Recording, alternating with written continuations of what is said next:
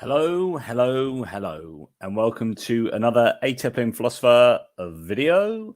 Today I'm going to talk to you about, unsurprisingly, God, and in this case, God's divine foreknowledge, and how that plays around with all sorts of different issues, how it causes lots of different issues, and how this property that God supposedly has is a really problematic property. So yeah, that's divine foreknowledge for you. And it's one of God's triple characteristics, really, because it falls under omniscience, which together with omnipotence and omnibenevolence gives you what's called the classical theistic God. It's the God of classical theism. So I'm going to. That's what I'm mainly going to talk to you today about. I'm just throwing this out on some of the socials at the moment. That's why I'm looking down. So please come and join me, everyone out there, and please share this link and like and subscribe as well, and all those usual things. So this is all part of my thinking to do with the book that I just have, that's just come out, called 30 Arguments Against the Existence of God, Heaven, Hell, Satan, and Divine Design. And I had an interview the other night with Derek Lambert of Myth Vision, the Myth Vision podcast. I've done lots of chats with him. I've done talks, a lot of talks with him about the resurrection, my book, The Resurrection, A Critical Examination. Ta-da! I've done talks with him on the Nativity, to do with my book, The Nativity, A Critical Examination. And recently we started on my book, 30 Arguments Against the Existence of God. And we went pretty much through the first, we did like 2.5 hours, and we got to like, I don't know, the end of part 1 of the book. So we did something like around about a third of the book. And that's great. And because this is partly because there are so many sidebars you can take, and so many, rabbit holes you can go down that are relevant to any given question or any given argument I'm presenting. And so, that leads on to this, leads on to that, leads on to another argument. And before you know it, you've done a whole load of talking, and you've only really covered one argument, even though that has produced maybe another 5 or 6 arguments. Hello, everybody who has just popped in. Hello from Oz. G'day, mate. How's it going? Awesome. And so Matt's again back from West Island of New Zealand. That's good. And Mr. Willis, hello from the UK. So I'm just going to share that to Twitter. Just going live. I should have done this before. I'm so bad. So where do I start? Well, I suppose the question is, some people don't believe that God has this particular trait. One of these positions is called open theism, and that's the understanding that God doesn't know future freely willed decisions that humans make. And that's a bit of a problem. Not only is it not particularly evidence in the Bible, although the Bible, you can find any position evidence in the Bible, but if God, so for example, Adam and Eve get lost in the Garden of Eden, God doesn't know where they are, but there's a lot of anthropomorphic language in the Hebrew Bible, in the Old Testament. So you could say, oh, God doesn't have full divine foreknowledge, or doesn't have full omniscience. The problem is, you get into trouble by thinking this if you're a theist. So the idea that God has over time been abstracted away from this anthropomorphic version of God that you see in the Hebrew Bible, and is abstracted out to be this entity that has what are called great making properties. So God is supposedly a perfect being and has all these properties that make God perfect. So when you think about knowledge, and you think, okay, let's talk about an amount of knowledge. I know I've got 100 units of knowledge. You say, well, God surely God's going to have more than 100 units of knowledge. If you as a human have got 100 units of knowledge, so God's got, I don't know, 101. I mean, well, if he's got 101, surely you can imagine an even better being would have 102, so on and so forth, until God has like infinite knowledge and whatever. Because if you're imagining God's the greatest being in conception, then you know that you can conceive of no greater being. Then it's going to have the most amount of knowledge that a being can feasibly have. So God is going to be omniscient. Otherwise, you're kind of degrading God's properties to a point where you can imagine something greater than that, which is to say that God's all right, but could be better. And that gets you into quite a few problems. Theists don't really like that. So God has to be, you know, the maximum amount of every sort of great making property, of which knowledge is arguably one. And divine foreknowledge, knowledge of future events, is part of that omniscience. You know, if you're talking about God not know open theism, this idea that God doesn't know future events, future freely willed events, then that's a problem, because you have God creating all these people and then she's not really knowing what they're going to do, as if, like, you know, God's playing a game of Sims and then, you know, programs these characters and then sees how they're going to interact with each other. And again, that seems to devalue God quite a bit.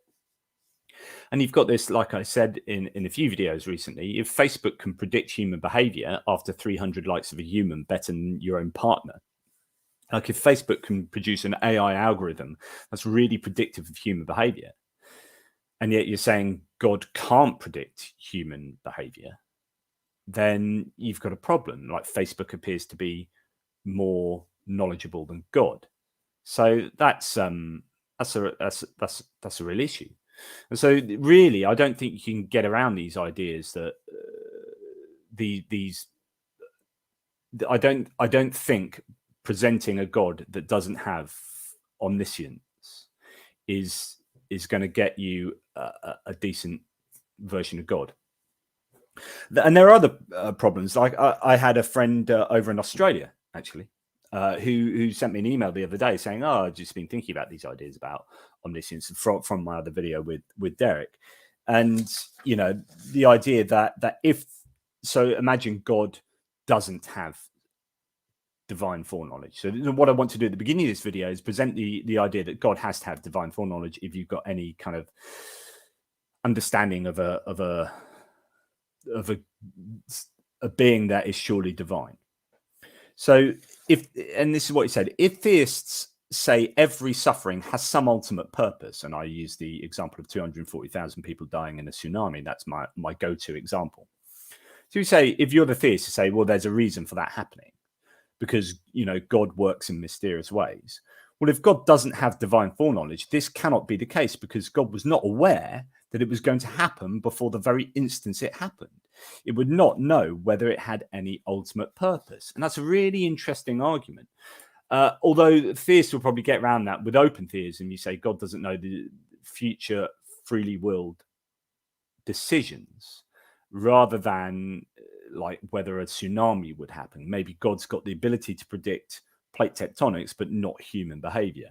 I could see that as the get around. But even in terms of human behavior, like, for example, the extermination of the Jews in the Holocaust in the Second World War, if God didn't know that was going to happen, because that's resultant from, you know, freely will behavior of humans. I mean, I don't believe in free will, but just grant it for this, because the theist generally does.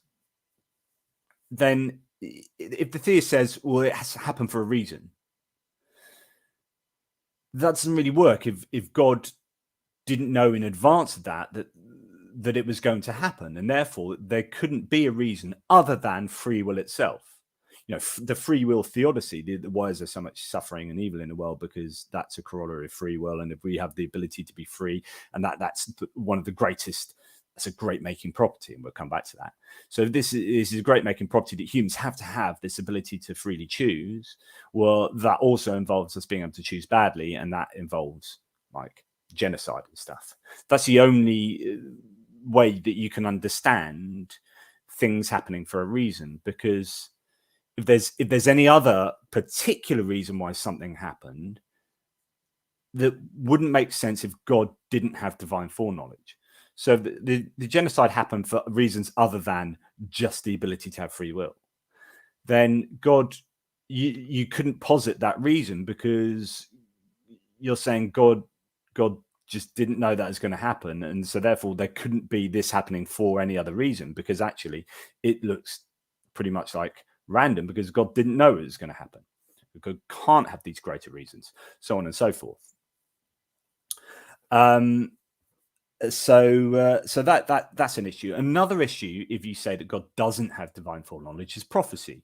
So if you're advocating prophecy, that means God does know what's going to happen in the future, including freely willed decisions, because God has prophesied these things are going to come to pass. And that means that's infallible, and God infallibly knows it's going to come to pass, which means that freely willed decisions can't stop that coming to pass, which means that God must know freely willed decisions, or at least know enough about the future to be sure that that will come to pass. So prophecy doesn't really make a lot of sense. And then you've got, I think it's Matthew 24, 36 to 38 says that, in fact, let's just find that for a second. I'm going to find it on my phone because it's easier, because actually it's well worth saying this. So this is Jesus predicting the end times, and the idea that if you're going to predict the end times, when it's going to be, then you need to know future events in order to know that that's going to come to pass. So that Jesus says in Matthew 24, here we go. He says, 36 to 38, he says, but of that day, this is the end times, but of that day, this is the King James version, sorry, I don't know why I pulled that one up, I'd normally go to the NASB. But of that day and hour knoweth no man, no, not the angels of heaven, but my Father only. In other words, God is the only person that knows when the end times is going to happen. Well, if he knows that the end times is going to happen, then he can predict the future. So God must have divine foreknowledge and know future events are going to come to pass. So, these reasons, and the idea, if you're the theist, it says God has a plan, God has a perfect plan. This has happened for a reason. Well, if that's happened for a reason, then this is part of the perfect plan, which means God has mapped out all of existence going forward. Okay, so hopefully that should leave you with good theological reason as to why God, as commonly understood, has divine foreknowledge. As Doc, good to see you around, Doc, rightly says, I mean, there are plenty of places all over the Bible that talks about God's divine foreknowledge, or talks about God's omniscience. And as I said, there are a few elements of the Bible where, particularly in the Hebrew Bible, the Old Testament, where you can question whether he's got omniscience, but then I put that down to sort of mythological writing and whatnot. So, okay, that's laid everything out. I think God must have divine foreknowledge, must be omniscient in order to be the kind of God that most theists think he is. If you're a theist that doesn't think that, then this isn't for you. But I'd say you've got a really problematic understanding of God, because God just looks like quite powerful, but Facebook's maybe got better predictive qualities than God. And what does that mean about your God? Cafe says, oops. The story of the Chinese farmer in Eastern philosophy reveals the wisdom of his ultimate divine purpose. He's going to have to expand on that, because I'm not aware of that story. So be nice to, every day's a school day. So here's the idea. So we've established that God's got divine foreknowledge for the sake of the argument, this entire video. My point is that divine foreknowledge, although it appears, very definitely like a great making property, because without it, God seems less than he should be. It's the most problematic of qualities, of characteristics, because it causes a whole heap of problems. First and foremost is, why create anything at all? Which the idea is that if God knows what's going to take place with his creation, then why bother creating? If he knows everything about that creation, then I see very little point of creating. And again, it comes back to these other arguments that I've said plenty of times recently, which is, well, is it because he's got so much love that's overflowing, and therefore that overflows into creation? Well, then, yeah, but he still knows what's going to happen, and there's loads of suffering and evil in there, and tsunamis killing 240,000 people. Does that really look like overflowing love? No, I'm not too sure. So on and so forth. You still personally, for me, I find it really problematic that God still creates, given he knows the entire mapped out future. It seems bizarre. I suppose you could give an analogy like watching your favorite film. You still know what's going to happen in your film, but you watch it again anyway. Some kind of joy. But I would do that because I'm lacking in something, right? I need some joy. I really fancy watching that because, I want to make myself feel good because I don't feel that good at the moment, or something like that. So, but that's because I'm a human and I'm not always feeling amazing, and I want to watch that film to feel better, or I like it. It gives me joy that I didn't otherwise have. Whereas that's really problematic to say about God, because God is an ontologically perfect being, so shouldn't have those needs and those desires to do those things. So I think that analogy doesn't quite work. And we're going to get onto that, Doc. So Doc has said this, but I don't want to, fire off too early there. God's foreknowledge would deny his own free will. That's a really important point that I'm going to come to. So I would say that God, it plays merry havoc with creation. When you've got all this, when you've got full perfect knowledge about that which you're going to create, especially if you're going to talk about reward and punishment. So you're going to talk about heaven and hell. It's particularly problematic because if you know who's going to, pass your test, and that's then and they're going to get into heaven, what's the point of doing the test? Why not just create heaven and put those people in heaven? And if you know who's going to fail the test and go to hell, but you're going to make them sit that test anyway, which is to go through the suffering of life, and then at the end of that life, you're going to commit them eternally to hell, then it just makes you look really pretty horrible. If you know all of that in advance, just don't create those people that you're going to throw into hell. Don't create them. Just hold off on that. You know that they're going to go to hell. You know that it's going to fail. Like, even if they have a nice life, you can't justify creating them. Oh, they're going to have quite a nice life, but they haven't passed the test, and then I'm going to commit them to hell for eternity. That seems really, really demonstrably horrible.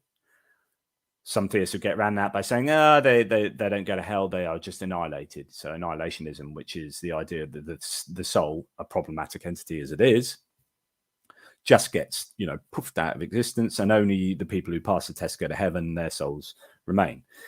Again, really problematic, especially if they're going to undergo suffering on earth. What's the point of saying, well, I know that you're going to get cancer for 20 years and live in pain for all that time and really resent existence, and I'm going to make that happen anyway. But I knew that in advance, but sorry about that. Still going to create you anyway, such that happens. It's really problematic, and it's made even more problematic. And this is an argument I use in here, which is the experiential argument. Somewhere in there, it's in there somewhere, which is the argument that. And I haven't seen too much written about this, so it'd be interesting if you've got any opinions on this, whether included in knowledge. So he said God is omniscient. Would you include in omniscience experiential knowledge, which is knowledge of of an experience without having to experience it. So in other words, like if I was God, could I imagine either me riding a bicycle or someone else riding that bicycle? As God, I can experience that. I can be part of everything and experience everything without actually having to create it. So I can have the experience of cycling without needing to create a bicycle and actually go riding on my bicycle. What I'm trying to get at is, if God has full omniscience, would that include experiential knowledge such that he could imagine knowing all the counterfactuals, all the if-then statements, all the potential facts about any creation that he might do and any creation he does do?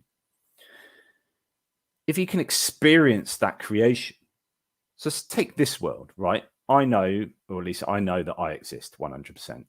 I can't be sure about everything else, but let's assume this universe exists, right? God has created this universe. Would God be able to experience this created universe without having to create it? Now, I would say that would be pretty much a great making property. And therefore, if you're going to argue that God is the greatest being in conception, then God would have that. So that if this universe entailed, as surely it does, a huge amount of people suffering over extended periods, and death, pain, and death, and if you believe in hell, an awful lot of people going to hell, could God just say, right, that universe, instead of bringing it into actual being so that there is actual suffering, I can just imagine it in my mind, and all of that stuff happening, I can almost simulate it in my mind without actually having to create it and therefore necessarily create the suffering that goes with it. And I would argue that's a pretty awesome characteristic to have. So therefore, God should have that if God is the greatest being. It's all part of the ontological argument. Christian, if you're going to go with or theist, if you're going to go with the ontological argument, which is kind of, zapping God into logical existence, or logically zapping God into existence, because God is the greatest thing and existence is part of that, and blah, blah, blah, then surely this is a great making property of God, and therefore God would have it. And if God has it, and God is also all loving, then God wouldn't create where there would be gratuitous suffering, which is all suffering, because God could just imagine the creation without having to actually create it, and therefore everything would be the same, apart from it just be in God's mind. And then you wouldn't get actual suffering. But instead, God appears to create, so one supposes, and there is all this suffering. So I think the experiential argument is an interesting one. I'm not seeing that anywhere else. I'm not saying that I've invented that argument, because this is philosophy, guys, and the chances of me coming up with an original idea is approximately zero. But I find the experiential argument an interesting one. So, we're talking about creation. How does divine foreknowledge work with creation? Well, again, if God knows everything in advance, that talk about Adam and Eve. So if you believe in Adam and Eve, made the wrong turn and took fruit from the tree of knowledge of good and evil, and that was a bad thing, God knew that was going to happen and created them anyway. So therefore, if God knew that in advance and created them anyway, them doing that is part of his plan. So he can't. So, like, the whole idea that the fall of man is down to Adam and Eve doing what they did is nonsense, because God knew that was going to happen and created them anyway. He knew 100% infallibly that Adam and Eve were going to do what they did. And as I keep saying when I talk about Adam and Eve, it doesn't make any sense anyway, because they didn't know what was good and evil because they hadn't eaten from the tree of knowledge of good and evil. So when God said, don't eat from that tree, they had no moral knowledge. So we can't punish them from actually eating from the tree, because eating from that tree is itself morally neutral because they had no knowledge of good and evil. So how can they be punished for eating from the tree? It's only after they've eaten from it that they would realize what's good and evil. The actual taking the fruit and listening to a snake is, for them, morally neutral. And so the whole story is just a completely broken concept, but it's a myth, right? So it's obviously not supposed to cross the T's and dot the I's. Yeah, so obviously a myth. But if you want to believe in a talking snake and a perfect garden and two naked people being the only people alive and so on and so forth, then, you know, so be it. More fool you. Yeah, so anyway, the whole Adam and Eve thing, aside from that monumental cock up of a piece of storytelling, is and I'm glad, you know, as Daniel says here, I can't believe I never thought about this knowledge issue as a believer. It's just, you know, you're never going to be taught it by the authorities that are delivering your like theological knowledge. It's just and you know, you count the hits and ignore the misses. So when the things are potentially problematic, you generally steer clear of them, and you know, whatever, you know, the reasons why you might not come across these things. But yeah, it is some of them are so obvious that you think, what? How did I never consider that? Adam and Eve. So God knows what they're going to do, creates them anyway. Therefore, two things. I would argue that God is morally culpable for what they did because he designed them, knowing that what they were going to do anyway. And then he created them such that they did that in the context in which they were going to do that, and that he knew that they were going to do that. So I can't see God getting off the hook here. God is morally culpable for what Adam and Eve did. Adam and Eve did it. And in doing so, they are doing what God knew that they would do. And therefore, there must be a reason for that. In other words, the whole fall of man is part of God's plan. This is exactly like, there's no way that God's got a plan for all of humanity, but then right at the beginning, he cocks up, literally from the first things, like, don't eat from that tree. Right, I've got everything planned out. Don't eat from that tree. This is such a cool plan. I've got such a cool plan for humanity. It's so good. Oh, they've eaten from the tree. Oh, already. Well, I've only just started. This creation, and you've eaten from the tree already. Oh man, I'm gonna have to go back and think about this all over again. You know, it's obviously not what's going to happen. One would assume. You know, God's a bit clever in that, so one would assume. So therefore, God says, right, I've created the Garden of Eden. Don't eat from that tree, but I know you're going to eat from it. Let's just go through this whole role play. I know what's going to happen. Don't eat from that. I'm just going to go over here. Oh, you've eaten from it. Oh, okay. Naughty people, fall of man. It's all your fault. All your fault. And then, oh, I'm going to punish all these people because of what you did there. But he knew that. It's all part of the plan. It's part of the creation plan. And so the whole of theology breaks down with divine foreknowledge. It just, you know, even this part, if for some people original sin is, and the fall of man is central to their theology. So if it breaks down here, of course it's going to break down everywhere. But everywhere I look with regard to divine foreknowledge, you've just got problem after problem after problem. Hello, Jake. If you're just coming in, you've obviously missed some pretty key parts here, which is establishing that God must have divine foreknowledge for God to be as amazing as people think. But also, you know, these weird scenarios with Adam and Eve, you know, if you believe that. And that brings me on to and I'm sorry, people who have watched my videos before will know these analogies, so you'll be able to predict my next words, you know. So the analogies are, like I often say, if you're in a lab, you whoever watcher you are, Jake or Daniel or Doc, if you're in a lab and you create from nothing these sentient life forms in your lab out of test tubes, out of nothing. And you design it in your head. You've designed these concoctions. You're going to put these concoctions together, and you've mentally designed the life forms that you're going to create. And infallibly, 100%, as this mad scientist, that they're going to go out once you've created these life forms. They're going to freely go out into the town and cause destruction, rape, and murder, and a load of evil and suffering. They might do some nice things, but mainly a lot of horrible things, right?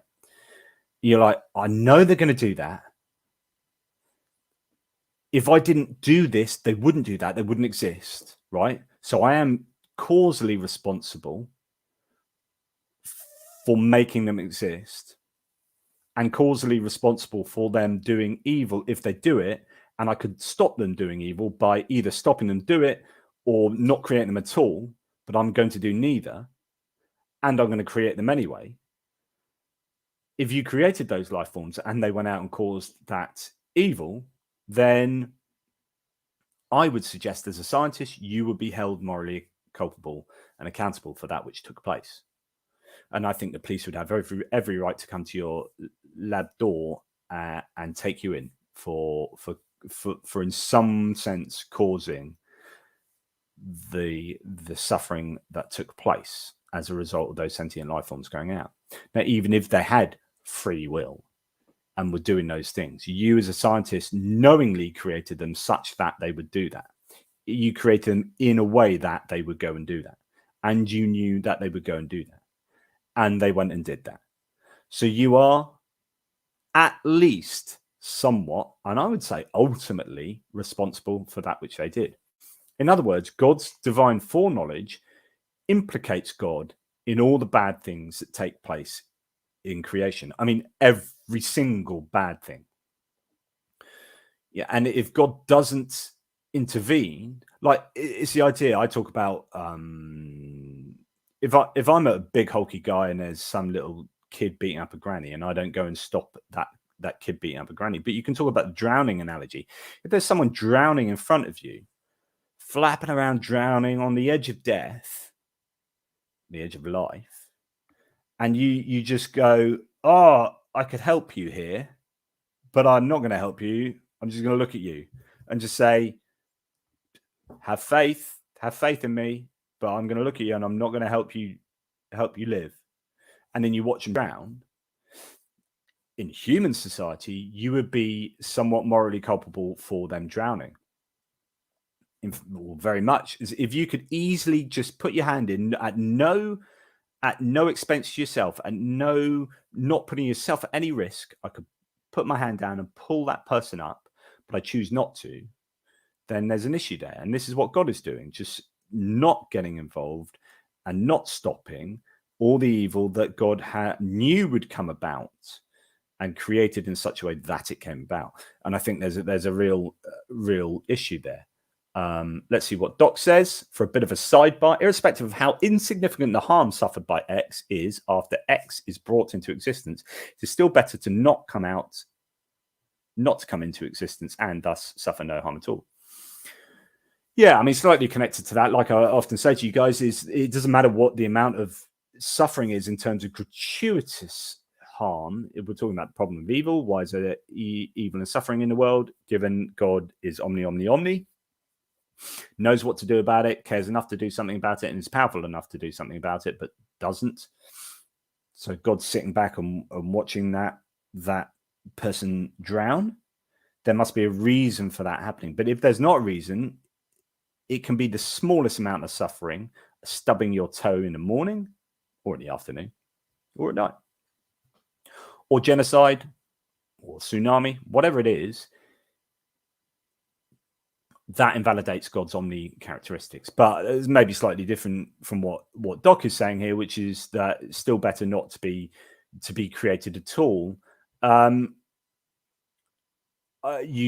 suppose the theist would argue, I would have thought, if I was a theist, I would argue that hey, not necessarily, because I could have a situation where you stub your toe, but if you live in an awesome life for the rest of your life without anything remotely like that, then that's worth living that life. and being in existence, given that you've only stubbed your toe. So I don't know, but maybe he can expand upon that. So, and James comes in. Good to see you, James, or not see you, but hear from you. The same God who lets people suffer and die is the one who plans to torture them forever after, if they died before getting on his good side. Yeah, and this is like it's such a hell is such a problem. It's such a theological and philosophical problem. The idea that you've only got a digital, like a 2-option outcome, heaven and hell, for the entire spectrum of human behavior.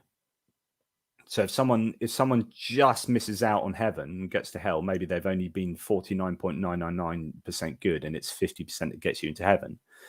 They go to hell in the same place that the 1%er who's just really horrible goes to hell, and they're both in eternal torment forever. It's like, well, how's that fair? So therefore you start, like, if I was a theist, I'd have a real problem with that and start developing that hell must be graduated and heaven must be graduated. And all you do is you end up getting a graduated outcome, eternal outcome for your graduated spectrum of human behavior in life. But then it's like, well, what's the point of all this anyway? Like, and you know where each of them are going to go, and you're just creating people that you know are going to fail in some way and end up in eternal suffering in some way. Why would you do that? When you hear the comment, God is love, that needs to be challenged. It needs to be challenged big time, because God is not love. If hell's anything to do with it, and divine foreknowledge is anything to do with it, right? I cannot state this. I cannot overstate this, right? If I was pure unadulterated love, if I was a paragon of love, right? And I am love. I haven't created anything yet, but I am love. Is this love? Right, I'm going to create 100 people, and 80 of those people, or even one of those people, 80 of those people, I know before I create them are going to be eternally damned and will reject me, even though it's freely reject me. I don't know how it's free if I know it's going to happen before I create them and create them such that it happens. I don't know how that's free. But they're going to freely reject me, and I know 100% they're going to freely reject me. And then I'm going to take those 80 people and torture them in hell forever, for eternity, for that finite punishment. There's absolutely no way that can be labeled loving. Like, there's nothing about that speaks of God as love. And so therefore, any time a theist says God is love, do you believe in hell? If they say yes, like, God is not love. Don't believe it. I'm not having any of it. Jog on. I'm not having it. God is love and hell existing are mutually exclusive. So try it on with someone else who's more gullible, but you ain't no truck from me.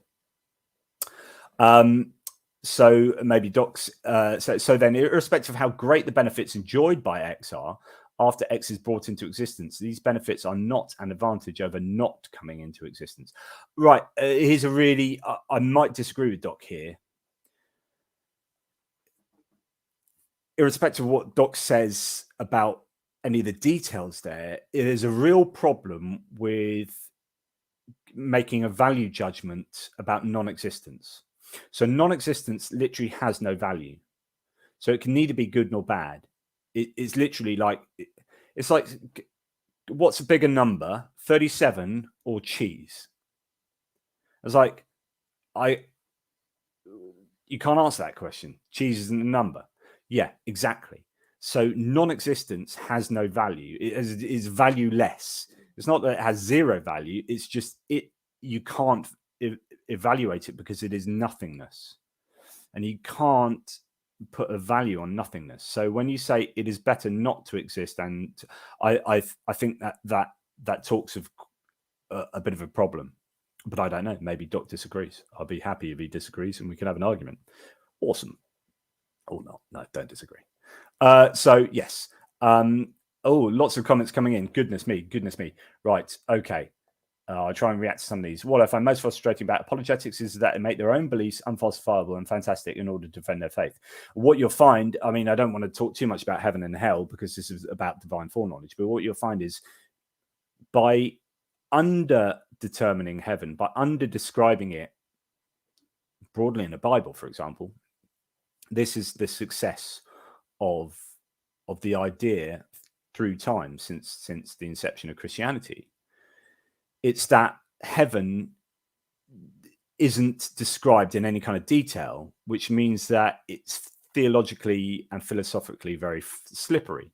Whereas if they'd said, oh, heaven's like this and like this and like this, actually what would have happened is that over time we would have said it can't be like this and it can't be like that. And actually that's that doesn't make sense. It doesn't work. And therefore, if that doesn't work, I'm not going to believe anything else the Bible says. So I think it's quite lucky the Christians didn't really map out what heaven and hell are, and they're really mainly developed later as ideas and as philosophies and theologies, and that has allowed them to as soon as there's a problem with them, you say, okay, maybe it's not like that, it's like this. And it's this change where it's like the pea in the shell game again, where it's like, okay, heaven's not like that, it's like this. Okay, it's not like that, it's like this. It's like this, it's like that, it's like this. Okay, it's not there, it's there, it's there.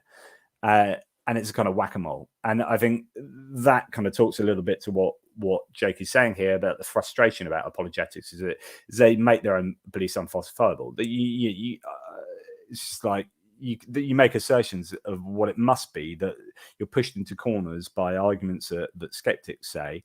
But of course, these are only just conceptual possibilities anyway, and completely unfalsifiable. So thanks for that.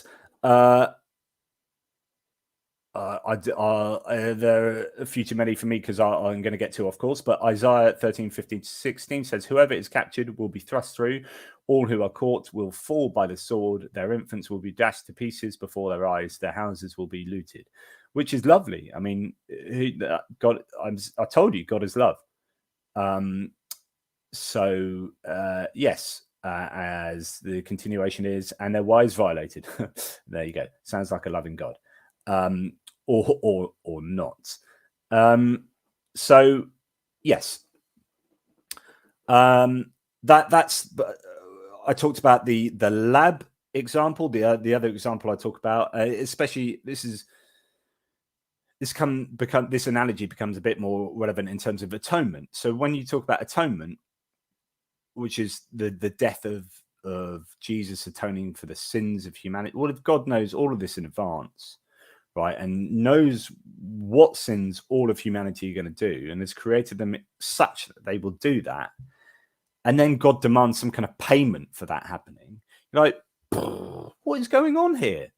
Like, how can you demand payment from a third party, either Jesus, which is you anyway, and that's weird, demanding payment from part of yourself or yourself to pay for something that you designed and created anyway? It's just like, my brain's melting. That makes no sense.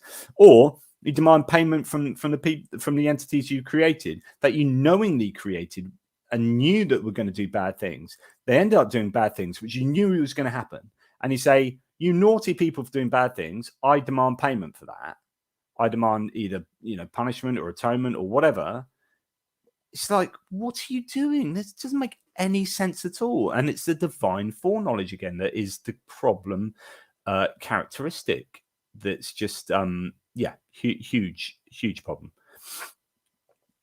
Thank you so much, Justus Rocha, if I pronounced that correctly. I watch at the moment. I'm watching loads of stuff to do with the Ukrainian war, and there's this Estonian guy who's an ex-soldier, I think, and he does loads of stuff to do with warfare and what's going on and explaining this and that. And whenever he gets his Patreons, he says, because everyone's from around the world, he's like, I'm gonna say these names in Estonian, and that is a brilliant way of getting around like cocking up saying their names properly, which is like, I don't care how your name's supposed to be said, but I'm going to say it in Estonian, and so therefore you can just say whatever he likes, and everyone goes, oh yeah, that's an interesting way of saying that. So anyway, I'm not going to say it in Estonian, or I'm just going to say it in my Ionian. Justus Roja. Thank you so much for your kindness there, and hopefully my efforts have some use, and they are useful and interesting for people. So I was talking about atonement. So atonement makes no sense, and the analogy I give is the car analogy, which is, imagine I am the designer and creator of a car. Of a car company. I'm the CEO of a car company and its chief designer. And I design a car on paper, haven't created it yet. I design it. It's like, there's some design flaws here. I know this car is going to go wrong and crash and kill people who are driving it or other people. I know that 100%. Absolutely infallibly. I can see it on my design sheets. It's here. It's here. I've got it here. It will fail. It will fail, this car. I mean, other times it'll drive quite well, but there are certain times I know when it's going to fail. But I'm going to create it anyway. And you create this car and you sell loads of cars, and then it goes off and crashes and kills people. And then the very people it's injured and crashed, or the victims or someone else, you say, that car that I sold you, can I have some money for that, please? Because it went wrong and I demand payment for that. So I'm sorry about that, but I demand. Hang on, you're the guy that designed and created it and knew it was going to go wrong. What are you doing demanding money for it? Yeah, that car that crashed and killed your own children. I want some payment for that, please. Yeah. It just, of course, it doesn't make sense. It's just another analogy that I find quite useful for showing that atonement doesn't make any sense. You've got God demanding from a third party, or himself as Jesus, payment for the inadequacy of that which he's created, and that he knew would be inadequate, and he created in such a way that it would be inadequate. Doesn't make any sense. If you know in advance what's going to happen, it doesn't make any sense. And of course, as I think Doc said earlier, free will.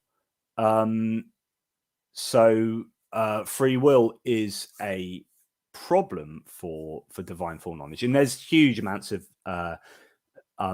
journal entries and papers have been written on this, and theologians try and get around the issue of free will and middle knowledge, Molinism, and other tactics that are used to say that you can still have free will. I mean, it usually translates to the lay person as something like this.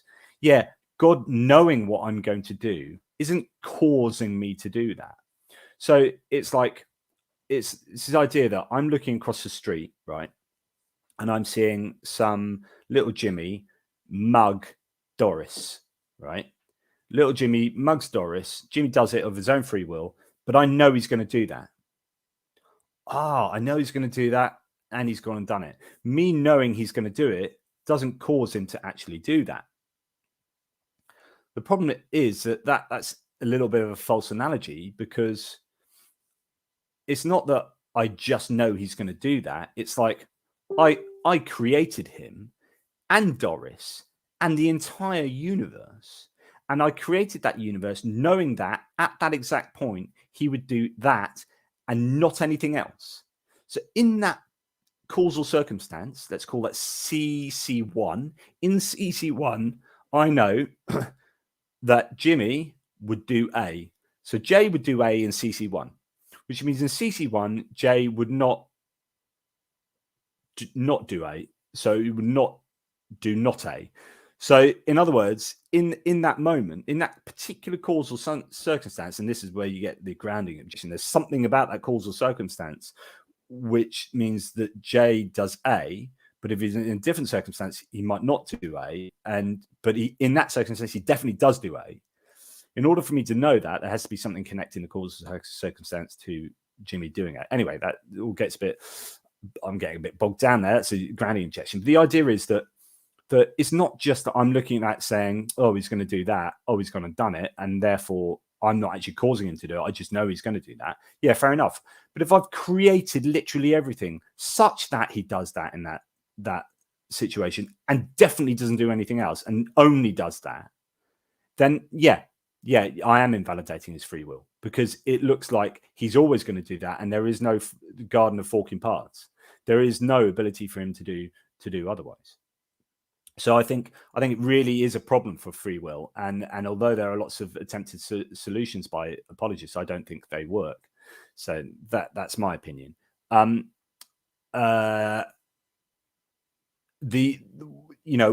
What's even worse, I would suggest, is God's own free will. So the idea that free will is a great making property is often presented. And as I said earlier in the video, great making property, if you're talking about the ontological argument, God is the greatest being in human conception. There can be no greater being. And therefore, the greatest being is one that exists as well as, X, Y, and Z. And so you have God having all these great making properties, including existence, and therefore has to have them to the greatest maximum amount. Knowledge is one of them, etc., etc. So people say, well, free will has to, people often, theologians and apologists often say that one of the reasons why evil exists is because free will exists, and it's one of the corollaries of free will. And free will is such a good thing that we have to have it, and that's one of the reasons evil exists. So it has to exist because we have to have free will. Sorry about that. That's how it goes. If you are that person saying that free will is so great that we have to have it even though it causes evil and suffering, then you are admitting that free will is a great making property and God must have it. It doesn't seem to make any sense that God, this greatest being in human conception, doesn't have some of the core great making properties that even humans have. He's like created things that are in some sense better than him. Doesn't really make any sense. So this idea, and it's fairly well accepted, that God has to have free will as well, if humans do. I mean, humans don't have free will. Free will doesn't make any sense. At least libertarian free will doesn't make any sense. But parking that problem, humans have free will, so therefore God has free will. The problem is, if God knows all future events, that includes his own future events, his own behavior going forward in the future, which means that he knows exactly what he's going to do at every point in his own future. And he can't not do that, because if he does something different to what he's predicted himself to do, that means his foreknowledge is in fact fallible. But his foreknowledge can't be erroneous. It has to be perfect, because that's part of his omniscience. So his perfect foreknowledge knows all his own future events, which means that he cannot not do what he knows he's going to do. He can't act contrary to his own predictions. That's the problem, which means that if you're going to talk about free will, God doesn't have free will, right? These are train tracks. These are train tracks that God is on, and he's on as this trolley going down the train tracks, and there is no deviation. There is no deviation, because if God knows the future event, all future events, it includes his own future events. So he is not deviate, which means God really is immutable. Immutable to the point that he can't change his mind, can't change anything, can't do anything that is other than what his nature has dictated he will do, and his knowledge dictates that he knows he will do. That's him. That is game over.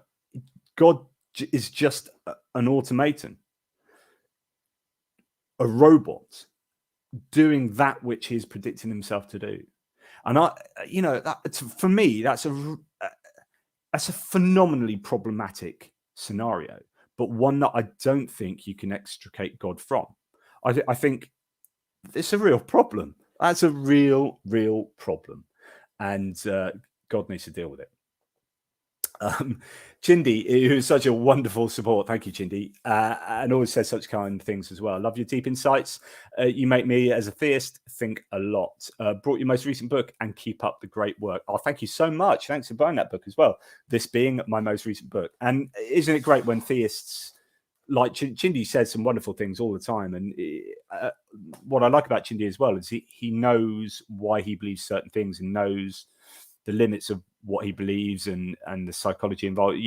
There's an all-rounded belief there with the humility to say, I understand these are problems as well. That to me is a really healthy, as much as it can be, kind of belief. So and I'm not just saying that because Chindi has also been very generous, but it helps. No, thank you, Chindi. I really appreciate that.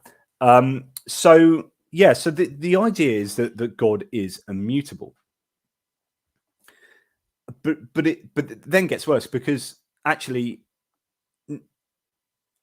and this is connected to like free will of humans, like I just talked about, that if God knows humans freely willed decisions and his own decisions and behavior, then actually everything is immutable. Like the world, the universe, all of creation is immutable. You can't change it. Because if you change it from his own divine foreknowledge, then it invalidates his divine foreknowledge, and his divine foreknowledge cannot be invalidated. It's infallible. So any time the universe or his own behaviors end up being different to what he had predicted or known would be the case, you are invalidating God's omni characteristics, and God is not omnigod. So therefore, everything that is created it's just a set of dominoes, and that includes God's own existence. It's just a massive set of dominoes that's flicked, and then and there is no changing from that. Thanks again, Chidi.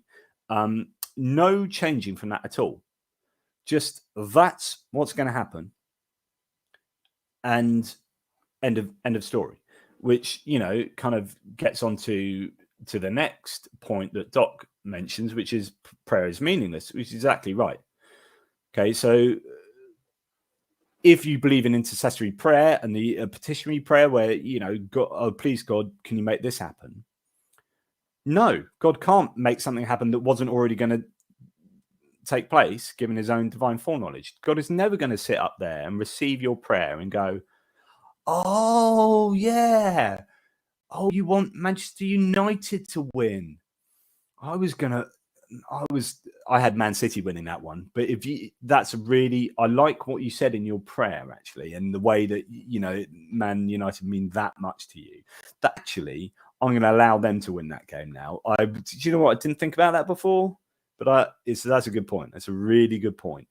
Yeah, I'll change that. I'll just change the calculations. And Man United won 3-1. Well done for that prayer, because that wouldn't have happened if you hadn't prayed. Now, I'm being facetious, obviously, but you get the point, is that God isn't going to change his opinion, her opinion, its opinion, because not mind, sorry, not even opinion. God can't change anything. Opinions, minds, beliefs, characteristics of any sort, because he'll be predicting his own character status as well. Divine foreknowledge is knowledge of my entire state of being. Any point? So I'm going off on one. This is a slightly nuanced new argument I just thought of. There's nothing about, it's part of God is immutable. Anyway, where was I? So yeah, God is not going to change his mind on account of any prayer. In other words, intercessory prayer is pointless and only serves to make the person praying feel a little better about themselves, or something that's to do with the actual intrinsic value of praying, as opposed to any extrinsic value of praying, which is that it will bring about some change of affairs. Because it won't, because it can't. I'm sorry, it can't. And you need to know that, theist. Yeah, there you go. So a few more sidebars. A God external to time, see everything as stasis, as a singular event. Welcome to hard determinism. Well, so here's an issue, Doc. So someone like William Lane Craig would admit that God only enters time in the creation of time. And this is an interesting thing, because I don't know how that works with multiverse and different instances of time. So William Lane Craig, and I'll have to look into this, but he'd say that before the creation of space-time, there was no time, and then time started, and then God enters into time. But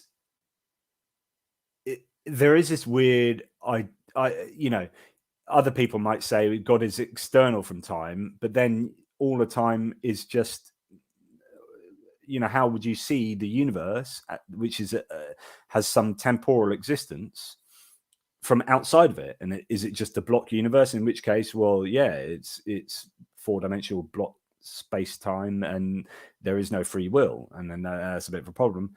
But if you're in it, then I don't know. It's just, I think there are headaches no matter which way you go with God, time, free will, and all sorts. And can I just say, Mitch said, right, I remember this, one of the first videos I did with Derek Lambert on Myth Vision, Mitch, and thank you for this, before I get to you, Mitch, he said to me, who's your favorite philosopher of religion? And I couldn't give an answer. And that annoyed me, because I don't know why it annoyed me, but it just annoyed me. I don't like being able to not give an answer, or at least not give something that's plausibly sensible. And I thought, why couldn't I give an answer? And I've got so many books and so many philosophers of religion that I've read. And it turns out that what I generally do, and I wonder if this is the same for other people, I read, as a philosopher of religion myself, I read other philosophers of religion, maybe in chapters. Very rarely read whole books. In fact, that is generally the way I read at the moment, because I spent so much time writing. Whereas things like atheologists and other people, like, say, John Loftus's anthologies and maybe Richard Carrier's books, or I don't know, these other books, Hitchens or whatever, whoever it may be, you know, you read the whole books. They're not like, I don't know. And so I could say, oh, they're my favorite atheologist or favorite skeptic, because I read a load of their books. But philosophers of religion are like read a chapter or a paper here and a paper there, and then you read criticisms of the paper. So you don't generally have a favorite philosopher of religion. I mean, there are ones that I need to read a lot more. Draper's, stuff at first hand, Oppie. I'm going to be reading quite a bit of soon and stuff, but I don't know whether I'd call them whether I'd ever end up calling them my favorite philosopher of religion. So I don't know. Anyway, that's just a question that stuck with me. So got it late, though happy to see this topic being discussed. Noticeably absent from the great making properties, in my view, is something akin to efficiency. Thoughts? God's perfectly efficient. That's a brilliant question. Yeah, so one would assume, that's really good, and I probably don't have enough time to think about this, but one would assume God would be efficient, because God wouldn't be wasteful, because one thinks of wasteful as a negative thing. And so therefore, so you might look at something like evolution. Is that the most efficient way to get to an end? So if you're a theistic evolutionist, is evolution the most efficient way to get from here to there? If it's taking 13.7 billion years for the universe to get from here to here, is that just a waste, or is that morally neutral? Does it not matter? Does efficiency only matter when it has a moral dimension? Actually, it probably does. I don't think being wasteful matters unless the wastefulness has a moral dimension. That's a really thank you, Mitch. That's a great question. I'm gonna have to think about that. Those are my early thoughts. Is that I think when you talking about a lot of properties, it's usually morality seems to be the central tenet of a lot of stuff. So when you're saying, should this be the case or should that be the case, the shouldness of it, the oughtness of questions is implying morality. And so when you say, like, should God have the property of being efficient? Well, only as far as it would fit within the omni. Omnipotent, well, God could be more efficient, but maybe it's not important for him to be more efficient, so whatever. Omniscient, but it's the omnibenevolent. So I think God would be efficient, the most efficient, if efficiency had a moral dimension. But you could also argue that if it was more loving for him to be less efficient in this particular scenario, then he'd be less efficient. But I don't know that so the question is, does efficiency have intrinsic value? Or is efficiency's value extrinsic, which means valuable outside of itself? So you derive it to something else. So efficiency is only good. And that's probably the reality of it, because that's how we look at it in life. So, the efficiency of a motor is important to us because we want things to be more efficient. Why do we want things to be more efficient? Because they use up fewer resources, less resources. Why is that important? Because why is that? And it will get down to some kind of moral foundation of, like, happiness or whatever, well-being. so efficiency isn't intrinsically valuable. I'd say it's extrinsically valuable. Does that answer your question? I love it though. Thank you so much for your kind contribution. Really, really generous. Thank you, Mitch. Thanks to all of you. So yeah, lots more to talk about here. Don't mean to importune with questions, but what do you think about that? Nothing outside space and time dimensions can exist, since the concept of existence is derived from being in those dimensions. Whoa, okay, that is a bit off topic, and that's a bit kalami maybe. I'm going to keep it back to divine foreknowledge because my brain will melt otherwise. And there's only a few more bits to say. One of the things I wanted to say earlier, because we're coming towards the end, my kids will be getting back from school soon, is testing. If God has full divine foreknowledge and there's anything to do with reality, that is something to do with testing. So if we're being tested, and if we pass the test, we go to heaven, and we fail, we go to hell, or if there's something like that, if that is what reality is about, and God knows already the answers to that test, the outcomes of that test, then it seems rather pointless testing. So the analogy I often give is, as a teacher, you would never have, say, a class of 100 kids. That's a big class. You've got a class of 100 kids, and you're like, right, I'm going to test you. The reason you test as a teacher is because as a teacher, you don't know what they know, and you want to know what they know to inform you of what you then need to teach them going forward. Or if they're going on to another institution, you can give them a result. They know this much, do with that what you will. So the idea is that you have a lack of knowledge about them, and that's why you're testing. So testing is to inform the teacher. God has no need to test, right? So he doesn't need to sit down and say, you 100 humans, I'm going to test you, and the ones that pass are going to go to heaven, the ones that are going to fail are going to go to hell, because he already knows that. He knows who's going to pass and who's going to fail. So don't get them to sit the test. It goes back to what I was saying earlier. Just create heaven. Just create heaven with 20 people you know you're going to pass the test. There you go, job done, create heaven. Don't need to create all this suffering and hell.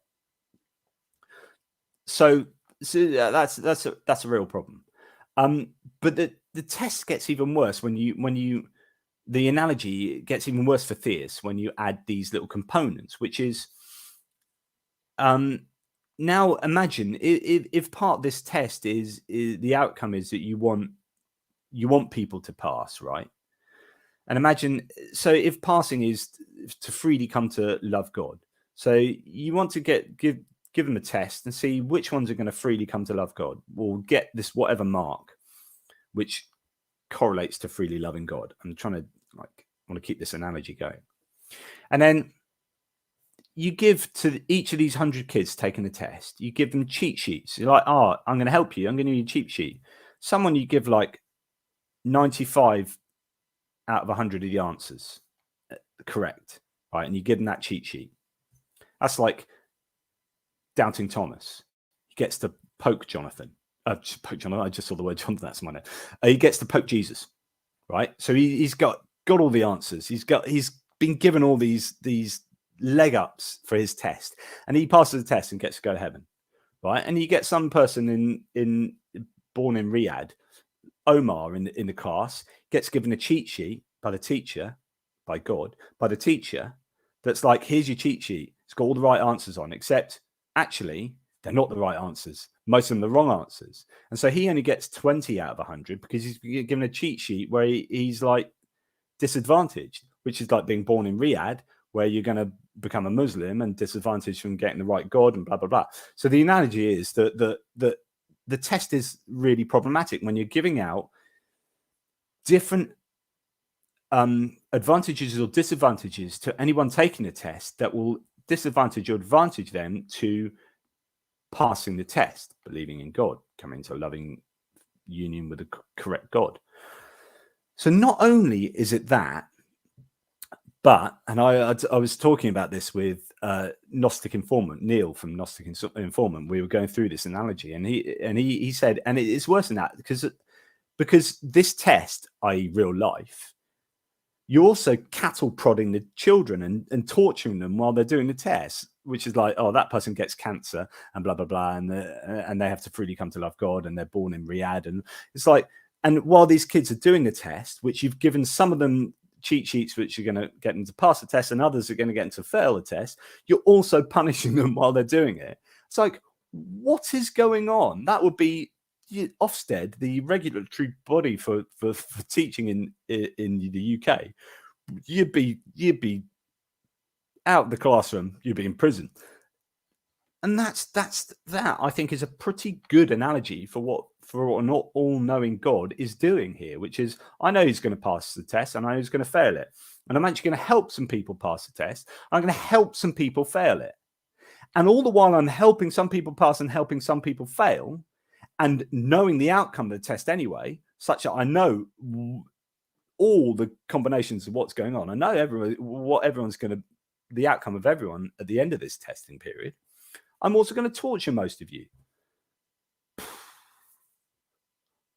Like, really? You want to believe in that God? Because that's the God that I see you necessarily having to believe in if you are adhering to Omnigod, which is why Omnigod, part of the reason Omnigod cannot exist. And I think divine foreknowledge is one of the biggest reasons he can't exist. That's hence this video. I mean, I think it's that important. And I'm no doubt speak a lot about this again. Thanks, Jonathan. The question was meant to pick on a God that needed to take a break on the seventh day and to see how that fit with the Omnicron. Well, no, and I take it as that as well. And it's why. So if you believe that the universe is 13.7 billion years old, like, why bother, waiting all that time for life? But then again, taking a rest on the seventh day or waiting that amount of time is only a problem if it has moral connotations. So, there's no problem in God taking a rest on the seventh day. The question, if we're talking, it's such an anthropomorphic sort of tale anyway, it's obviously myth. We're talking about, would God need to rest? I mean, was he just genuinely knackered? Like, he's like, whoa, 6 days. Whew, it's been tough. It's been a tough 6 days. I need a kip. I'm putting everything on hold. I'm having a rest. And of course, that devalues the sense of a perfect God, because God wouldn't need all those things. But of course, that God clearly wouldn't need to rest. But then there are people that believe that story, which is, okay, why did God rest? It has to have some moral connotation. Was it because he was truly a bit knackered? No, because he can't really be knackered. He's got no body. He's just a disembodied, abstracted mind. So no. Why is he resting? Is he teaching us something? Is it about the Sabbath? And yeah. But good stuff as ever. Thanks, guys. Doc, super Doc. Thank you so much. Really, really kind. If omniscient, he would know what it is like to learn. However, in order to know what it is like to learn, one must have learned something, moving from a state of not knowing to a state of knowing. That's brilliant. This is brilliant. So the question is basically, if God knows everything, he knows, and there's a kind of experience. This is going back to sort of experiential knowledge as well. Is it necessary in order to know what it feels like to learn? I don't know. Can God know what it feels like to learn without having learned anything? Because by learning something, you're going from a state of not knowing something to knowing something, and God can't do that because God knows everything already. It's interesting, and it gets to this point of like, can God imagine things without having to go through those things, or have experiential knowledge of them without creating them or being them?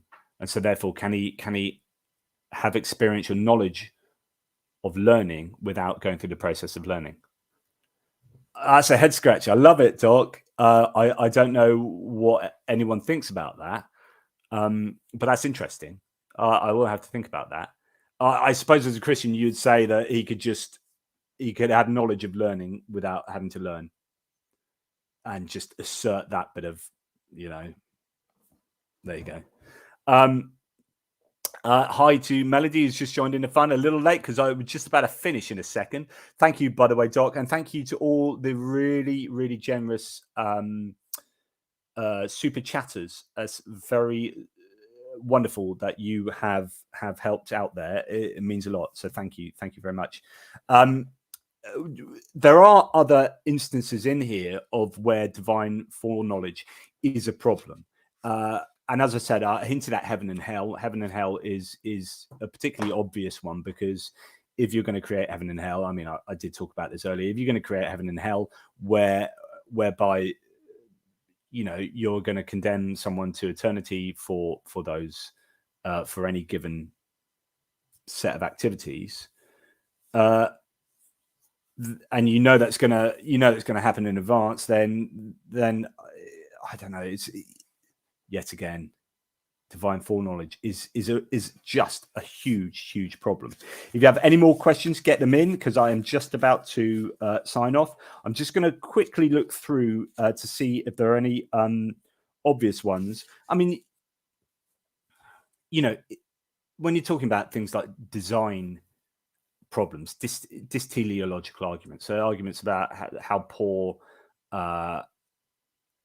your body might be for why do we have an appendix, wisdom teeth, bad backs, and all this? God knows that in advance, and yet creates anyway. This gets back to the first points I was making about creation, but to talk about haphazard or like poorly designed creatures, if God knows that's what's going to happen. So it depends whether you believe in evolution or not. If you're a theistic evolutionist, then you're going to say, right, God has used evolution to bring about a diversity of life, but then knows in advance that is going to cause a lot of pain and suffering, including carnivorousness, and yet allows that to happen, even though he knows it's going to happen in advance. So that then it gets to like theodicies and explaining why these suboptimal scenarios take place, which is always an appeal to skeptical theism, which is like, I don't know the mind of God. Maybe we can't know the mind of God, but there could be a good reason for that happening, so therefore there is a good reason for that happening. And that's all you can really say. Well, if God knew in advance that was going to happen and allowed it to happen anyway, then there must be a good reason for it happening. Who am I to question God? If you're the sort of person that can get by on believing that, then I'm not going to change your mind, am I? Another area. This is probably a good place to finish, actually. So another good area of problem for divine foreknowledge is the Bible itself as a revelatory tool. And the idea here is that God knew in advance that the Bible would be used to countenance slavery, and very clearly didn't put anything in the Bible about slavery being bad. In fact, there's plenty of stuff in the Bible about slavery being good. But he allowed that to go, and he knew 100% that the Bible would be, the curse of Ham would be used to countenance slavery in the antebellum South or wherever. If he knew that, and essentially he knows that the Bible is a poor revelation, is a problematic revelation, but he allows it anyway. Now, if you know in advance that that's going to be used, and you don't change the Bible, not change it, but have the Bible being different from the start, such that Jesus should have come down. Well, actually, really, it should have been in the 10 Commandments. It shouldn't all have been about God. I don't want any God before me. I'm the number one God. It should have been number one. Slavery's bad. Slavery's bad. And just in case you get confused about this, number two, slavery is still bad. It's still bad. And three, slavery's really bad. Don't do it. Oh, and rape and murder and also, boil your medical tools. And this is how germs work, blah, blah, blah. So the Bible doesn't say an awful lot. I mean, I do a chapter on this, is what the Bible does say about morality is problematic, but also what the Bible doesn't say is problematic. And it doesn't say slavery is bad. And it doesn't say that, Jesus didn't come down and say, oh, by the way, this is how to do a successful operation so that everyone, so you don't die and you don't catch disease and the surgeon doesn't die. Boil all your tools, etc., etc. Oh, and incidentally, just in case you didn't get it from the Hebrew Bible that I'm fulfilling every jot and tittle of, slavery is really bad. Slavery is really bad. No one says that. So therefore, God knows in advance that the Bible is going to be misused to countenance slavery. And evidently, this is a good thing. By a good thing, I mean, he knows that's going to happen and allows it to happen because it must be necessary for some greater good. So slavery is necessary for a greater good. It's a bit like the devil argument I often use, which is, God could get rid of the devil quite easily like that. Ooh, devil's gone. I'm omnipotent. You're gone, devil. But he doesn't. So therefore, the devil is providing a service for God. There you go. Anyone that says, oh, that's the devil's fault, devil, this and that. Devil's doing what God wants the devil to do. The devil is doing what God wants to take place and come to happen because whatever reason. So therefore, you can't lay problems at the feet of the devil. They are laid ultimately at the feet of God. So the same with the Bible. If slavery if the Bible has been used to justify slavery, and God sat by and allowed that to happen for hundreds and hundreds of years, then God is in some sense morally culpable for that taking place. It's his revelation and he could stop it. It's that drowning child I talked about earlier, or that drowning human. If I'm standing there watching that person drown, I could easily put my arm in and help them out and allow them to survive, but I don't do that. I am morally culpable for that person drowning. If God is not putting in that arm to pull us out, to say, if God is not clarifying the revelation of the Bible to say that slavery is actually bad, then God is morally culpable for the Bible being misused by humanity that he also created and knew would misuse the Bible, so on and so forth. Divine foreknowledge, it's a real problem. And undoubtedly, there are many more problems as well. There you go. Thank you so much for your continued support. Thank you so much for your generosity in this episode. I'm sorry I haven't done as many episodes recently. I've just been insanely busy and obsessed with global geopolitics. So thank you for tuning in. Thank you for sticking this out and for your super chats and your great live chat and questions. Sorry if I didn't get to some of the things that you said. As ever, question everything, particularly yourselves. I hope I've questioned myself enough such that I'm not just confirming my own position continually, but there you go. And don't forget that this beautiful shiny book is out, and it's a nice easy read and hopefully full of nuggets that make you go, yes, that's each chapter is a short chapter but jam-packed and has lots of sidebar arguments as well. Until next time, everyone, as Melody Joy has just said, until next time, adieu, so long, and thanks for all the fish.